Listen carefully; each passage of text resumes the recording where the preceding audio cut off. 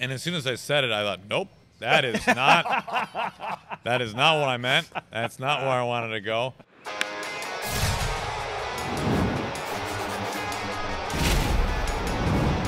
From the EQC studio, welcome to The Top Step with Rowland-Smith. How are we going, mates? Welcome back to another episode of The Top Step. We're inside the EQC Sports Booth. I still have two more guests with me. We've turned this into a two-parter. It was so good when you guys were with me at the Emerald Queen Casino. We had so much fun that we have to stretch it out. We had way too much content. We're still here. Some good chat. Yeah. So I've got Aaron Goldsmith. And I got still waiting for my lunch. Brad Adam. Yes, he's still waiting for your lunch, which I said I'd pay for. And I'll hook you up. It's all good. Guys, listen, we've had so much fun here talking about a whole lot of stuff. We do have to get into the top trends, but before we get into that, let's see what's happening at the Emerald Queen Casino. Wednesdays in September, it's top-tier hot seats. Play with your card for a chance to win $1,000. Added bonus for MVP and Crown Jewel members. Each day in September, play and earn 2 times power points on slots and table games. Football fans, it's time to pick 'em Sundays with weekly prizes. First place each week wins $2,000 cash. You got to be here for it. Emerald Queen Casino, the entertainment capital of the Northwest. All right, let's kick off the top trends. There's been a lot of talk about what's going to be different for 2025. Let's talk about the challenge system when it comes to umpiring. Now, this is brought to you by ilovebaseball.org. Go to ilovebaseball.org, see all the amazing things they're doing for young Dominican ball players in the Dominican Republic. Now, the challenge system, fellas, it went from being an automated strike zone, especially in AAA, doing half the week of automated strike zone, to having the challenge system. Clearly, the challenge system is the way to go. I mean, basically in AAA, they said, hey, we're just going to be automated strike zone. We're out with that, the challenge system. But it's not going to happen in 2025. Now, I want to talk about something that could happen essentially in 2025 or the future. But what do you guys have on the challenge system? How do you think it's going to impact the game in a good and a bad way, Aaron? I'm for it. I think it's the best compromise of the two, the human element plus utilizing the technology. I will say there are multiple times over the course of a series where we'll see a close pitch, and I will wonder, how would I feel right now if we stopped the game for not long. No. Yeah. 10 seconds, right? 15 seconds, and everybody stared at Mariner Vision and waited for the result. And every single time I'm like, man, that'd be kind of a drag. Like, that'd be a drag. But then the reverse of that is obviously when there's a horrible call that has a huge impact on the game, and you're like, oh, yeah, let's stop it right now. We're willing to take the 10 to 15 seconds or whatever it might be. So overall, I am for it. The challenge system is the way to go from everything that I've heard, talking to guys from Tacoma who've been up with the Mariners and have gone through both. I think it's, when the technology is ready, I think that is the clear path. Right. And I think it'll be there sooner rather than later, I think. And again, talking with guys from Tacoma, I've not seen it live, but they all seem to really like it. The catcher just tapped the hat, tap your head, and instantaneously on Mariners Vision, which is cool. And you guys know with like the hydros and stuff, fans love watching video. They love like the instant gratification of that. I think 10 seconds I don't think will be a problem at all. I think to get the call right, and especially, Aaron, like you said, if it's a big moment, if you got bases loaded and your guy strikes out, you're like, whoa, no, right? And Cal doing that, I mean, I think. Yeah, so catcher, pitcher, or hitter. Hitter can do that, and you get 3, right? Yes, and it's make it, take it. And if you keep it, then you keep your challenge. I think it's going to be good. I think it's quick enough, and I think players are used to it enough that it's going to be okay. Are you guys surprised though it's not coming in 2025? I mean, it's been overwhelmingly like everyone's like, yeah, this is where it's going, right? Umpires have been under so much scrutiny in the last couple of years because of technology, because of automatic strike zone, leering over, and then the fact that you get umpire scorecards on social media, that I thought 2025, like, it's going to happen, right? Like, my assumption on that is that if it was kink-free, right, if it was completely ready to roll to market, that they would roll it out. There must be something that obviously we're not privy to that they're still trying to fine-tune, because they want it to be perfect, which is kind of funny. Obviously, it hasn't been perfect. That's why we're bringing it in. But they want it to be right. They want it to be ready and perfect. And so if it has to be one more year, it has to be one more year. But I do think, and I think it's important to really emphasize, like, it is only 3 challenges. Right. So there is a strategy involved to it, right? If you strike out with a runner at second base in the top of the first, and you think it's a bad call, because it's you, the hitter in this case, right? It's not coming from the bench. It's not coming from the dugout. Right. It's you. So there is some strategy for both sides, and you could be out of challenges in the 9th inning, right? That could happen. All right, then. What player is going to challenge the most on this current Mariners roster right now? Who's the culprit? Who's the one who's going to over challenge? Well, what hitter? I'll tell you the guy who would benefit the most from it, I think, would be J.P. Crawford. Of the current roster, he has the best feel for the strike zone. And I think he, more times than not, when you see JP upset with a call that goes against him, according to our EQC tracer. Nicely done. Nicely done. He's normally right. He's normally right. And so he has the best feel for the strike zone. I think he would really benefit from it. Who do you think is going to though. be the biggest challenger when it comes on the current Mariners roster? You got to let us know at the Top Step TV.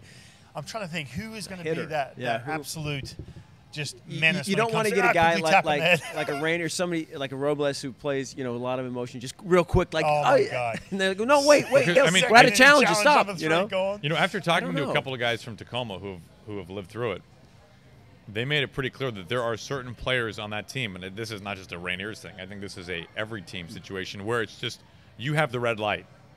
Like, you are not allowed to challenge. Gotcha. Like, you are either too emotional, right, or do not have a good enough feel for the strike zone, or probably a blend of both. That's why catchers will use it the most, I would think. Pitchers might try to signal, but I think catchers would know the most. But for hitter-wise, that's a good question. Who? I don't know. I'm going to say Robles for sure. Man. Robles would do it the 100%. most. Yeah, but Robles has to see more than like 4 pitches to actually. True. That's true. He's like the most aggressive hitter, and it works out. I'm not knocking it. It's just very unique Exactly. compared to the rest of the lineup by and large. All right, that's the top trends this week. Coming up, who, in our opinion, I'm going to throw some hard questions at you, but who is the team's MVP for the Seattle Mariners in 2024? If they make the playoffs, if they don't make the playoffs, it doesn't matter. Who has been that guy who's made the biggest impact? We're going to be right back here on the Top Step. Welcome to Tacoma. We sit in the shadow of no one, except, Tacoma. It's who we are. We like to get loud, and we're all about the thrill of going for it. We just put on our game face and play. So get ready for whatever the next adventure holds. From the big shout, to the big payout, to the big night out. We're here for it. Emerald Queen Casino, the entertainment capital of the Northwest. Now, the team MVP. I have a few choices that I'm thinking everyone's going to think of. The guy who has meant the most to this team. I'm going to start here. I'm going to say You should. yeah, that's right. I'm going to say in his time coming to the Seattle Mariners, he came late. He was a huge boost of energy. Victor Robles. Don't do it. Like, is that like your legit MVP? 100%. 100%. That's my guy. Of the season. Look, you had a struggling. Aaron, let's go. Let's go. That is my guy. Now, you can say whatever you want. When he came in, now this team, they had a 10-game lead. They had a 10-game lead because the Houston Astros weren't doing a whole lot. Did they right? have a 10? They lost They that did. 10-game lead in the AL West. We all know. Nobody said that before. Now, 10-game lead. That's right in the AL West. Now, Victor Robles came in. Julio Rodriguez was struggling a little bit, trying to find his way. Big time. He was also injured, right? They needed something at the top of that lineup. He kept them afloat, kept them in the conversation, and he slowed down a little bit. But the defense he's played, some of the plays he's made, he stayed on the field. He has been my guy for so many different reasons, defensively, offensively. Aaron, who you got? Okay, don't put me in a position to have to follow that. By the way, this gets edited, so I'm just going to sound like I know what I'm talking about. I don't know how much editing we've got. We'll dub in the correct DJ's name. very clever at editing. Yeah. All right, if he's not getting a Diet Coke. Listen, there's no question that Victor Robles has been a godsend for the Mariners. Absolutely. He's been – you can't even – Well, anyone's a godsend in MVP, but yeah, anyway, go ahead.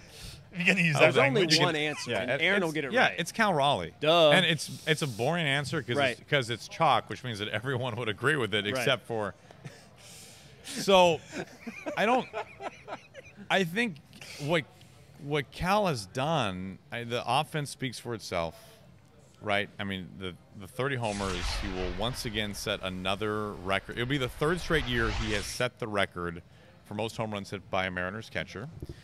Last year, I think you can make a clear argument that he had the best single season by a Mariners catcher in franchise history.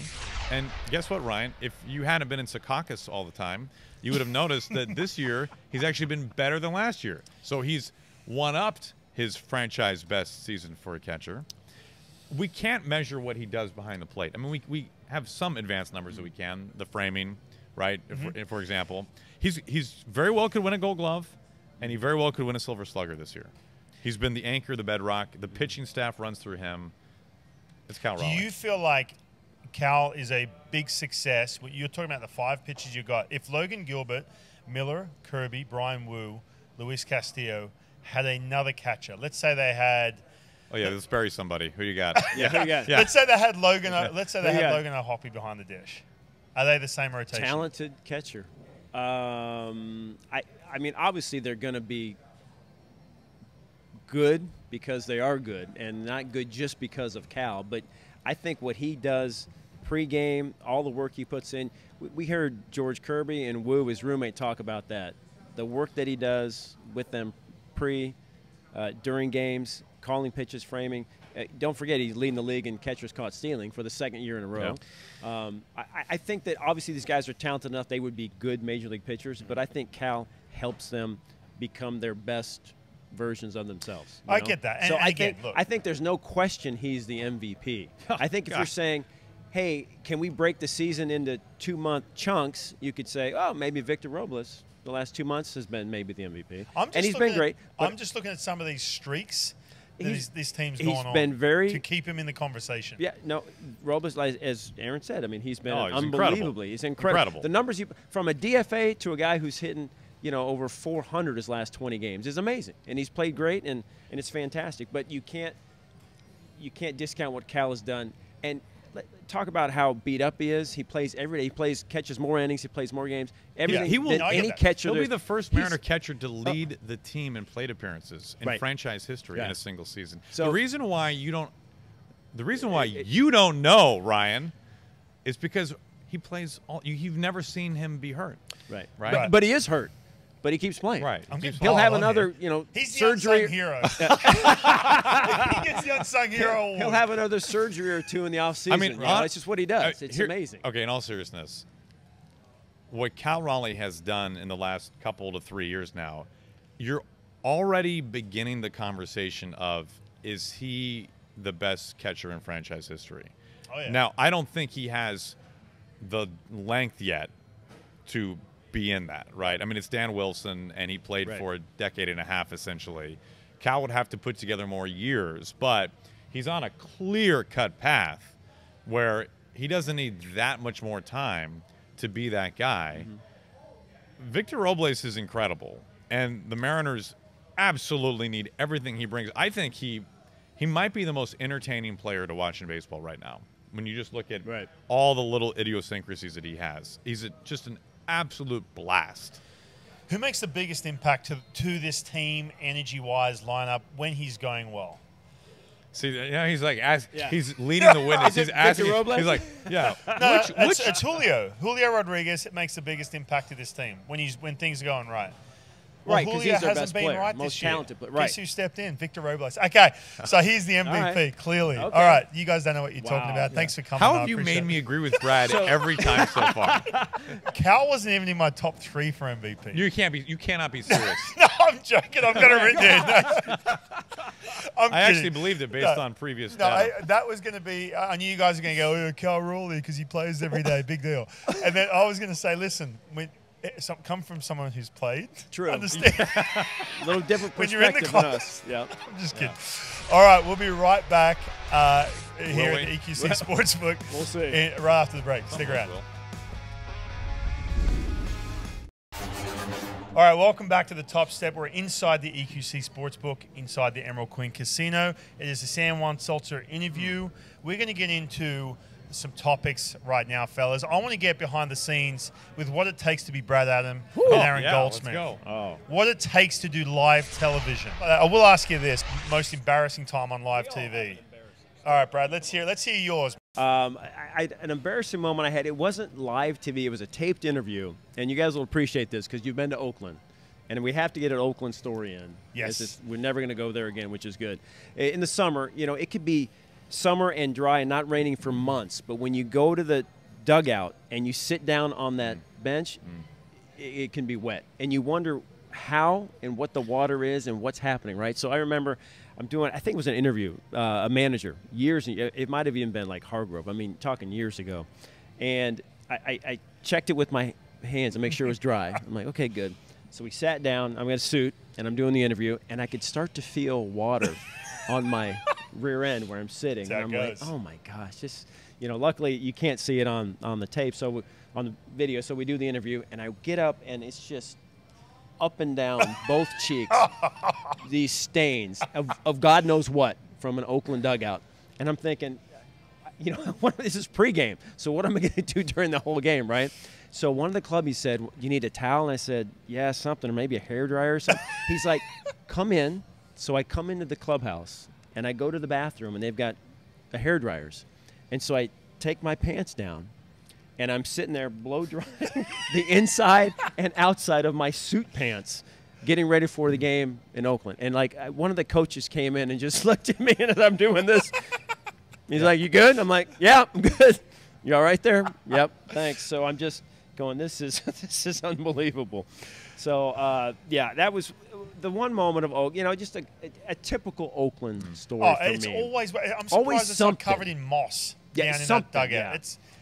But I was able to save the pants. The stain got away a little bit, but, that was Oakland. $45 pants. Yeah. Yes, absolutely. Yeah, those Walmart pants they don't wick. Brad's noticed that if you buy them secondhand, they're cheaper. Yeah, That's right. the That best is part. true. They don't fit as well. But it's okay. Yeah, It's exactly. worth the savings. Yeah. I've had a lot of gaffes. I shouldn't say a lot. I've had a number of gaffes that have been my outlier worst that I can't repeat. Right. Unfortunately. Have you sworn on air before? I have never. I don't think sworn I have on either, air. right. No, I've never sworn on air, but I have accidentally said things that you're like, nope, that was bad. Shouldn't have said that. That came out completely wrong. Do you get a reaction from, say, social media right away? Has this happened? Well, I had the floater your call. boss? The float. That when was when I had fantastic. the floater call,